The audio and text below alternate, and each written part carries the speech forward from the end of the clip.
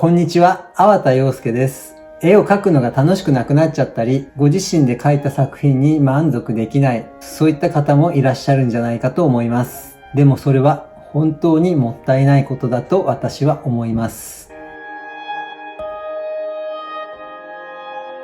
私は作品を完成した際に、ほとんどの場合、私はその出来栄えに満足しています。また、完成した後だけじゃなくて、作品作りをしている最中も、その経過に満足しています。でも、かつて私も自分の作品に満足できなかった時期っていうのがありました。なぜ自分の描いた絵に満足できないのでしょう。もしかすると、それは自分自身が嫌いだっていうのと似ているのかもしれません。ただ私は自分自身が嫌いになったことがないので、ちょっとそれはわからないですけど。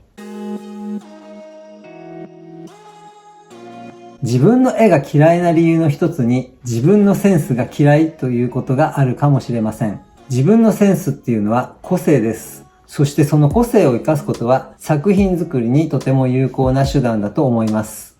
例えば人には性格っていうのがありますよね。そして元々の性質のような変えられないものもあると思います。性格を良くするために無理して別人になりきったり、元々の性質にはない自分を演じたりしてしまうと、やがては自分が壊れてしまうかもしれません。ですが、ありのままの自分の性質を育てていくことによって、性格っていうのは良くなるんじゃないかと思います。素晴らしい性格の人たちがいて、その人たちにはそれぞれ違う魅力があります。一人一人別の性質を持っていて、それが個性なんですよね。また、悪い性質も場合によっては長所になります。実際過去に人の上げ足ばっかり取ってくる嫌な男がいて、私は嫌な思いをしていたことがあります。しかしある日、仕事の関係で言いがかりをつけてきた人に対して、彼はその人の上げ足を取って、自分が優位な形で話を展開させていったんです。その時私は、性格の悪さも長所になるんだと思いました。その人には人の上げ足を取るセンスがあって、それも個性の一つなんですね。まあ誰かで構わず上げ足を取るから短所になるんであって、そのセンスを適切なタイミングでだけ使うことができれば素晴らしい個性となるんですよね。作品作りも同じです。長所も短所も適切に活かしていけば、その個性は魅力的になります。センスっていうのも個性です。しかし、ご自身のセンスは好きじゃないっていう方もいらっしゃるかもしれません。自分の作品が好きになれず、変な違和感も感じるかもしれません。そんな場合は、自分のセンスをどう活かせば魅力になるのかを知り表現することによって素敵な作品ができるのではないでしょうか。それは自分に似合う服と似合わない服があるのと同じです。自分の好きな服の中から似合う服を選んで着るように自分のセンスが活かせる作風を考えていったらいいんじゃないかと思います。あなたの個性とあなたが尊敬するアーティストの個性が同じである必要はありません。インスピレーションとなる作品があったとしても、それと同じ基準で描く必要はありません。あなたの作品にはあなたの個性が現れるんです。そしてそれはあなたのオリジナルのセンスで本物の個性なんです。そしてそれは素晴らしいことです。先ほどのセンスの話に戻りますが、数十年ほど前に私は形を崩した絵を描き始めました。そしてその時、私の描く形を崩した絵はなんかダサいなとか思っていました。きっと他の人の絵とは違うし、自分のオリジナルなので恥ずかしさもあったのかもしれません。ですが私はそのスタイルで描き続けました。長い年月をかけて私の絵は少しずつ変化しています。作品作りの際に私は自分の個性がさらによく見えるように工夫しているのかもしれませんね。私の個性が本物なのか偽物なのか私は知りません。でも私は絵を描いている時も描き終えた後も本当に充実感があるので、きっとこの個性は本物なんだろうと勝手に信じ込んでいます。なんであれ、今楽しく幸せにアート作りをしている。それ以上に私は何を望むというのでしょう。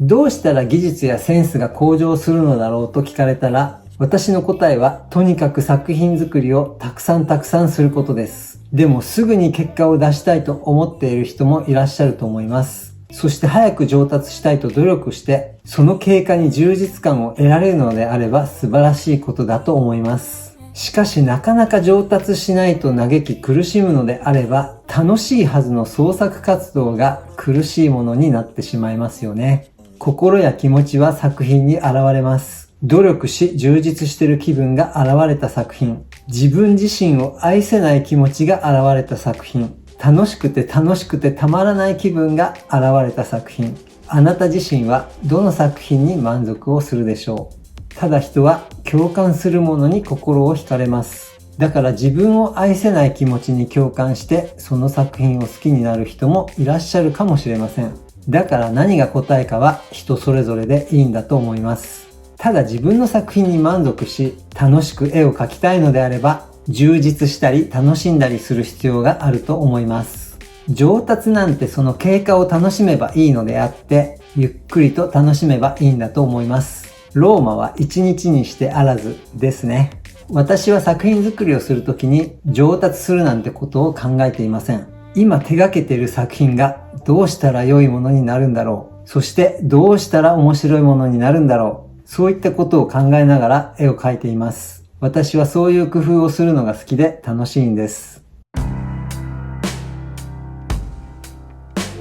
完璧なんてものは存在しません。だとすれば、完璧じゃないと満足しない人は永遠に満足できないですよね。もしくは限りなく完璧に近いものを完璧だと思えば満足するかもしれません。もしくは完璧なんてものはないんだから完璧じゃない状態を満足するっていうのもいいかもしれませんよね。私は0か100かではなく、その中間でいいんだと思っています。ですが、1から99みたいな数字にも私はこだわりません。なぜなら私はアートは数字みたいなものとは正反対なものだと思っているからです。そして私はアートは優劣を競うものではなくて、単に楽しむものだと思っています。ですが作業中は些細なことに目がいっちゃって気になって完璧に仕上げようと思ってしまうこともあります。微妙なバランスだったり、微妙な色の違い、それからなんか微妙な違和感みたいのとか、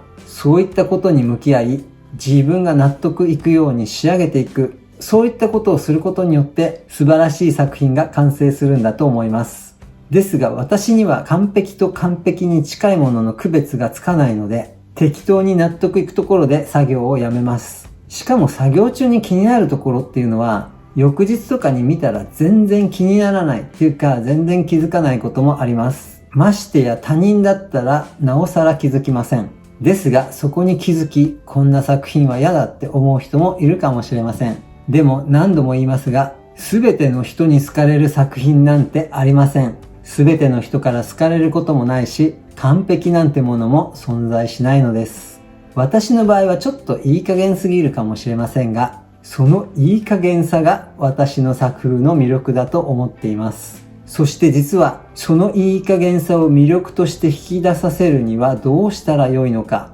私はそういった工夫をする努力をしています。個性や自分らしさは完璧を捨てた時に輝くんだと私は思っています。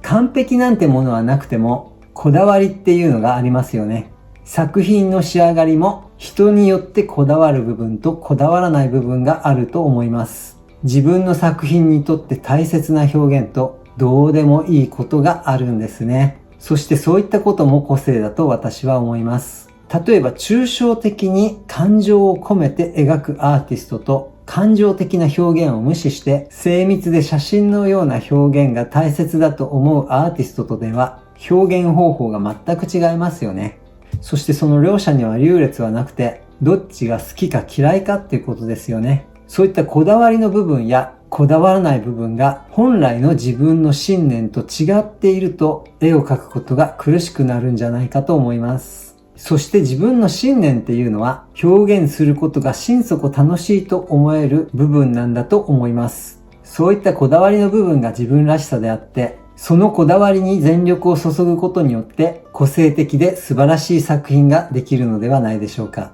そしてどうでもいい部分はどうでもいいんです。要するに好きなことか嫌いなことか、楽しいと感じるかつまらないと感じるか、そんな基準でいいんじゃないでしょうか。さっきも言いましたが、自分らしくなるということは完璧を手放すことだと私は思います。完璧な人なんていないっていうことは、自分だって完璧じゃなくてもいいんです。私にとってアートは苦しむものではありません。だから私は創作っていう遊びをとことん楽しんでいます。いつも言っていることですが、絵なんて好きなように描けばいいんだと思います。どうしたら好きなように絵が描けるのかというと、苦しいことやつまらないことをやめて、楽しいと思うことや充実感が得られると思うことをやればいいんです。自分の絵が好きになれば創作活動が楽しくなります。そしてアイディアや発想も豊かになります。もちろん全ての人に好かれる作品なんてないでしょう。私の作品を好きな人もいれば嫌いな人もいます。そして私自身は自分の作品も自分自身のことも大好きです。自画自賛みたいなことを言いましたが、自分でも好きじゃない作品を